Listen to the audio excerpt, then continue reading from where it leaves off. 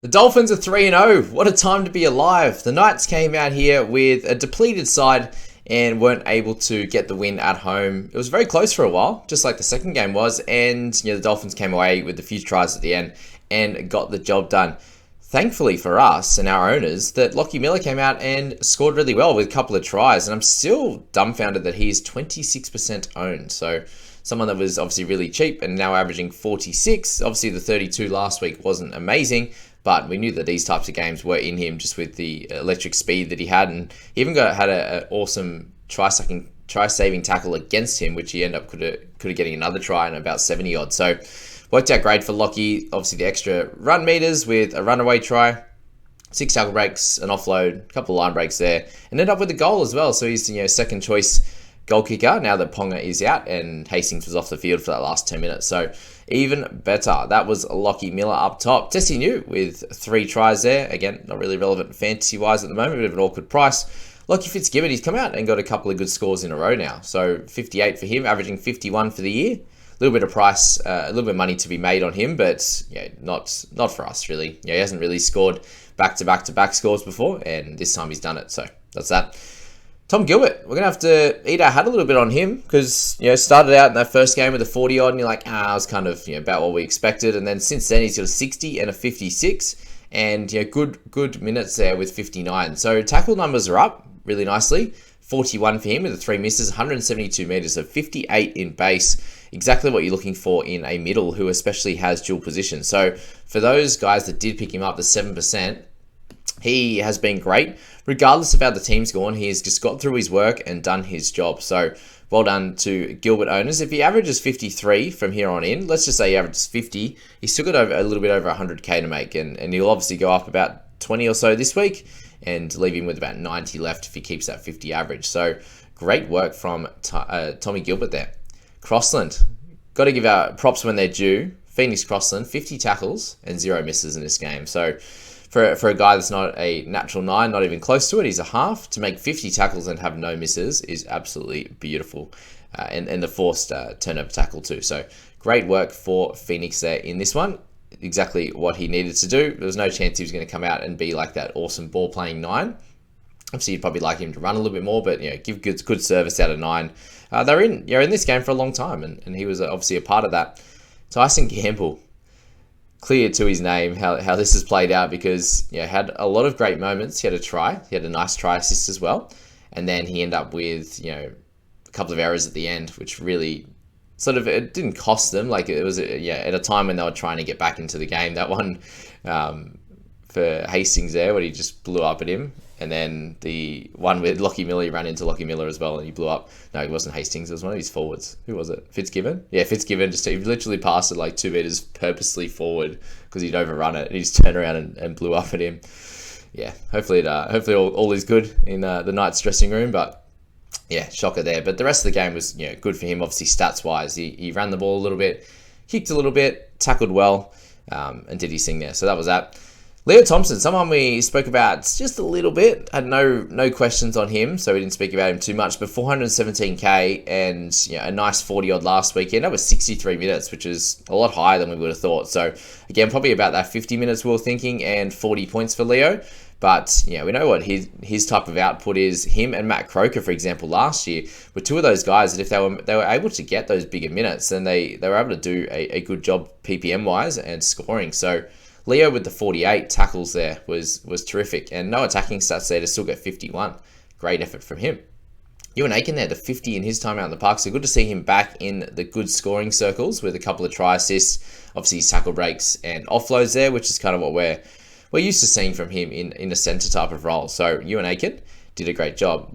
Is he someone they should be looking at? I don't think so at the moment. They've played super well, and he's averaging 34.3 over those first 3 weeks. So it was under 30 before round 3 now. So I still think that he's someone you can wait on and see how he progresses, how the team sort of meshes over the year, and look to him at some point, because you obviously can get him in the centre and the edge position. But someone like Ewan, he was much better option for us on an edge. Matty Croker, so he came into this one with all the injuries, and he come back from suspension, I believe, or an injury himself, but 46 for him. This PPM is pretty normal. We saw him last year have games where he get 30 or 40, and then he just wouldn't get many minutes, and he'd pick up like a 15, and that's why he's priced down at that's 338. But yeah, probably not going to be an option for us, just with the options that are coming back for him eventually. Leo Thompson could be for a little bit, with Adam Elliott being out, but yeah, it might be a little bit late now. Sean O'Sullivan with 43, he was solid, did his job. Again, this is going to be him. It's going to be a 65, it's going to be a 40-odd. 65, 40-odd, pretty comfortably there for him. Asako, another game where he scored some tries, so 48 average in his first 3. You'll take that for sure, but again, not someone that's going to be super consistent. Lemuelu, he had a good game in the end. We were very worried about him for the most part of this game until he had that line break and what should have been a try assist? Oh, it's not a try assist because Domyon topped it down. Oh, that's tough. But yeah, end up his base stats really improved. So if you held on to him and played him in the center, you're absolutely cheering that he got to play in the forward. So started in the middle and then quickly moved over to the edge for Kenny Bromwich to come into the middle. So very nice of Kenny to come in and be that voice in the middle there and let Lemuelu do his thing on the edge. So yeah, good stuff. Okay, Daniel Saifidi, 39. He's just not doing much, really. So he's someone that I think you can look to move on at that sort of mid-price there. Hastings at 38, got the HIA at the end. He's looking at about a 45. But just so that this year, we were worried about him in the trials, and it's kind of played out, unfortunately. Very similar to that of Matty Burton. So definitely shows that sometimes the trial form can be a big indicator on how they're actually going to play out in the park. You see here the run meters a fair bit down for Hasto. He had a couple of goals. He had a nice kick for a try early in the game, but overall, a few negatives and just the run meters not being there and limited attacking stats in a team that isn't going that great, to be honest with you. Okay, the Hammer, 38 for him. It was scary for owners, wasn't it? Those that brought him in this week, you trade him in, you look at the score, and he's like 4 in 45 minutes. You're like, awesome. Thank you so much.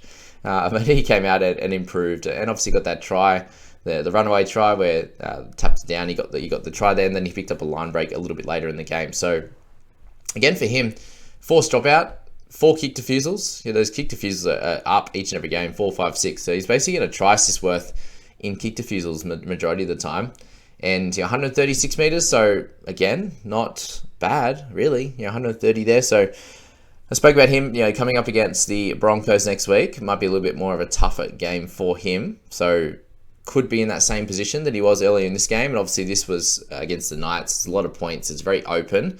Great chances for him late in games to get those extra points, being one of the fitter, younger guys in this side.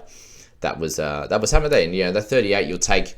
I got a little bit worried. He got up to about 40 in the last few minutes. I was like, he still got away with it because I didn't obviously pick him, but grabbed him in SC, so he did right in that. Okay, Brody Jones, 37 again. Probably not going to be an option, guys. Let's leave him out. Dane Gagai did okay as well with the 35, but yeah, not a super good option at this point. How good's this guy's name? Thomas can't. Yes, he can. How many nicknames did that guy had growing up? Thankfully for him, he was obviously good at footy, so they'd say he can't. He'd be like, well, going pretty good, man. Just chill. Anywho, Bestie, 32, had a nice run and then dropped over the line or close to it, whatever happened there, I can't remember. Isaiah Gatoa got that junk try assist, which was a lovely kick. And this is, again, a player that's going to be somewhere between that 20 and 30. If you've got him on the bench there and take in that 25, a few people are like, do you take him over to Marty Martin? Do you take him over these guys? Look, you can if you like, if you want to lock in those points and you're worried about HIAs, but 25, not great. Like if you're trying to catch up points a little bit, then guys like Tamati Martin and stuff could come out and do a little bit better. If you got someone like Dury's 30, I think the 30 is probably worth it if you're going to play like a Ben Murdoch-Masila or Tamari Martin, these types of guys. 25 is that kind of in-betweener, so make that decision yourself on that one. Donahue got some decent minutes there. Marky Nichols, someone we need to speak about because he got a lack of minutes, and I personally didn't see anything in this game to suggest there was any issues as to why he only played lower minutes, but the last 2 weeks he did play 50, so not sure if that is just them splitting the minutes up a little bit. Him and Ray Stone got the 26 and 28 off the bench, so maybe there was something to do with that. Donahue split his time with Cody Nikorima, so there's that as well, but yeah, not too much to say. Teague, Nichols, both scoring 20. Not great. Hopefully a bounce back from Nichols there. and he can do a better job for your side next week. Felice Kafusi with the 12. He had a bunch of negatives in this game, wasn't ideal. And Ray Stone, the 8. Okay, if you're owning Ray Stone, it's a slight worry, to be honest with you. Obviously, you're not going to get much in terms of cash generation from Ray Stone heading into round 4. Okay, the Roosters v the Bunnies. This was a really fun game. There was a lot of errors, but overall, fun to watch. Koloamatangi, he's just so good, isn't he? Like, as I said, he's just getting through that base work now, and then he's able to get those tries as well. So a lovely pass from Lockie Elias for Koloamatangi, isolating those outside defenders there, and yeah, Lockie should serve himself lucky there. To feel that he's very lucky to be on the inside of someone so damaging and strong in Koloamatangi there, because it gives him a lot of opportunities. Just like Cody Walker's been had some delightful players on his outside as well. Campbell Graham, so he's another one as well that got a big score, small score, big one. So if you did trade him in last week, you're very happy with this output. The 194 meters, 20 tackles is exactly what you need, because you know how damaging of a ball runner he is. And if he can continue to get those opportunities, then he will be a 46, 47 type of scorer rather than a 43 like he was last year, with this right side getting a lot more ball than they were last year. They're still going left plenty. A lot of times just give it to Walker and he's running or he's kicking. But out of trouble especially, Graham was getting plenty of work as well. So that's that. Cam Murray. So obviously a nice bounce back for him. We're not getting him priced exactly, scoring exactly as he's priced at, but the 58 average over 3 games is solid, guys. He got the 63 this week in a week where guys like Hopgood got 30 odd, Cleary 30 last week. Murray's 45. This is a nice welcome score, and someone that you could have captained. So I was thinking about him or Payne Haas, and I end up going with Payne. But hopefully Payne works out well as well. Gets me a 60 odd, or at least somewhere in the high 50s would be great. Yeah, Murray's output got the line break, got the few tackle busts. So once he got that early in the game, his defensive stats weren't super high, and the big minutes for him, the 67 minutes for 63 points, worked out great. Jackson Barlow there. So he was I was looking at him in the preseason, and it was like him, Suali'i. Barlow was cheaper. And I was like, on the right side of the Roosters, who have a nice start. Look, he only scored okay in those first few, like he got a try in one of them. Only scored okay in those first few easier games, but then comes out and gets plenty of ball on this right side against a better squad in the Rabbitohs. So he did great. If you started with him, obviously the 10k price rise over the first 2 is not what you like, but this one really bumps him up. So well done, and he had the dual position as well. Bye next week for all of these Roosters guys. Remember that team. So decisions need to be made on a few of them. Victor Radley came out for his owners that they're still 5.5% and scored well. So this is him, guys. He'll get 58. He'll come out and get 23 and get sin bin the next week. So that's that. That Butcher, clearly an edge. Egan Butcher, clearly not an edge. Egan's definitely a middle, guys. You see the work rate that he has on that edge in terms of defense, but attacking wise and running the correct lines, he seems to, the lines he runs, even 40, 50 meters out, he's just getting absolutely crunched. He can't find any part of a gap to even run at a shoulder. He's just running dead straight at blokes, and there's 2-3 guys just coming in and destroying him. So Nat clearly the edge, and it's done a good job for you guys. Scoring a 53 this week. He'll make a little bit more cash, but kind of has just been serviceable over these first 3 weeks, which you probably wanted a little bit more. Damien Cook, for those who captained him, an okay score. Not super excited about it, but look, he did his job in this game. They didn't get the win, but there was no real attacking stats on his side. No try assists, no tries. Had the 3 tackle busts, no offloads. So one of those games where it happens, right? So again, he's someone who's averaging 59 as well, and you priced him up a lot higher than what Murray was at about 66 for Cook. So none of the top guys have really stepped up to their mark, and that shows why you should likely go for those guns that are just slightly lower. This year it's worked perfectly with guys like Carrigan and Tohu Harris and Sam Walker at parts as well, because he's ended up averaging 52.7. He was at 638. So there's definitely guys like that have come out and done well, whereas guys like Tedesco have not at this point. Averaging 40 is okay, but he's going to be down under 700k, and now gives an opportunity for a lot of people to pick him up and purchase him in around 5. So very, very interesting there with where Tedesco's priced at, because that's 46 for him. The try assists, the line break, he's still doing a lot in play there. 150 meters, 6 tackle breaks.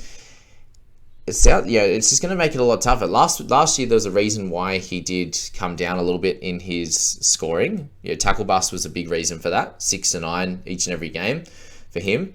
Meters gained aren't as high as they used to be. He was very much a 200 meters gain guy. And he would score more tries, which just hasn't happened. So he'd get, the line break, he'd get a bunch of tackle breaks and a try, sort of close to one a game in years past. And if he wasn't doing that, he was try assisting, he was running for big meters. This year it hasn't happened so far, but if we can get him somewhere around that 680, which he will be heading down that way after this week, the 650, I think that's an absolute steal. And you'd get him all the way to Origin then, shore up that wing fullback spot in a team that is improving. Roosters looked a lot better last night, so I think he's someone that you definitely need to look at in the next few weeks, obviously with their bye this one. Latrell, if you've got Teddy right now, I think you have to hold. I don't see a reason why you would trade him out when a lot of people are looking to trade him in. So that's my thoughts on that. Latrell Mitchell, 46. He is running the ball a lot more this year, so that's very exciting. He did pick up a try saver and one try assist there. The 3 goals was solid, so this is a game for him where a little bit lower, but 53.7 the first 3. You take that pretty well where he's priced at, which is great. So Latrell, you're holding as well. He could be an option as well, guys. He's obviously fairly expensive though. Do you want to pay that for a 50 output? Probably. I think you could. Sammy Walker, yeah. So this is not really his game. There was no attacking stats in this one. For him to still get 41 in a game where there's a limited amount of attacking stats, defensively great again, 14 tackles, 1 miss. It's exactly what you want to see. If he can get 41 in those types of games, then that is the way to go. And then there'll be games where it's a little bit more expansive. They do have some tough games coming up as well. So yeah, it doesn't seem like it matters too much to them. Even games where they were losing, he was scoring well. So that's that there. Teved Totola, a few people looking at him as potential pickup over the next bunch of weeks. I think we need to see him get back into his work, and then we can look to pick him up. I wouldn't go next week, maybe the week after. If you can come out with a 50, he's priced obviously in the sort of mid to low 40s there, but if he can come out with a really, really good score next week, I think that would be the time to get him, to see that he is back. He's playing 55 minutes regularly. If he can do that, I think a 50 output would be pretty safe, and he got about 150k in rises to get there. Michael Cheekham still doing a great job, team. Did get the sin bin right at the end. Obviously, it didn't cost him too much, just the 5 points, but 46 he was before that. Awesome work for him. 41 tackles again. If you picked him up, you've made a good amount of cash. I probably wouldn't have done it this week, but overall there, a solid effort for him. Lindsay Collins with the 40 as well, so he came out and really worked hard. Not as good as last week, but still an okay score, and he'll make you some cash still.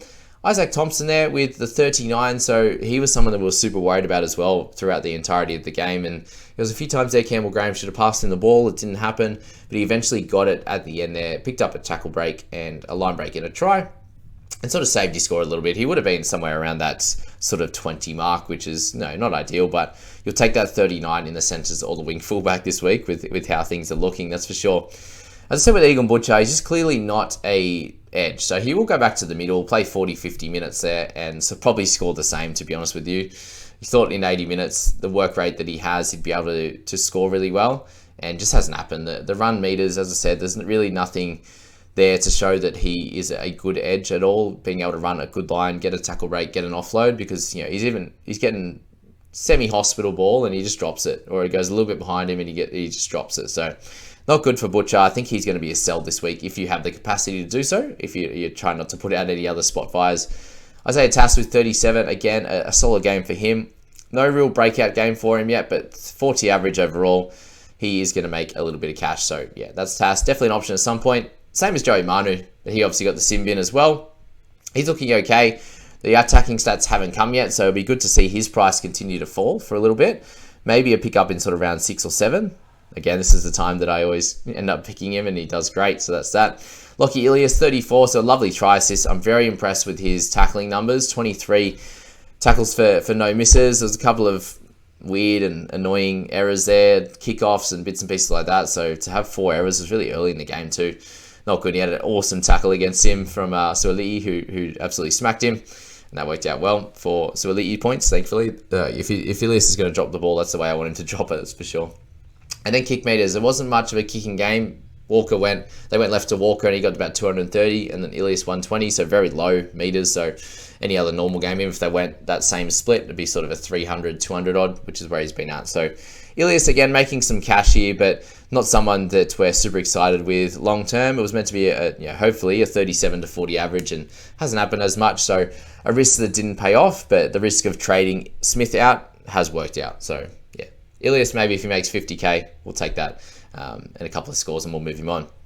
But that is that. There's obviously plenty of other people that we need to worry about in our squads. Brandon Smith ended up with 31, guys, so that was okay. He had a nice try. So good to see him running the footy again and doing a solid job. 55 minutes and only 18 tackles. Not good.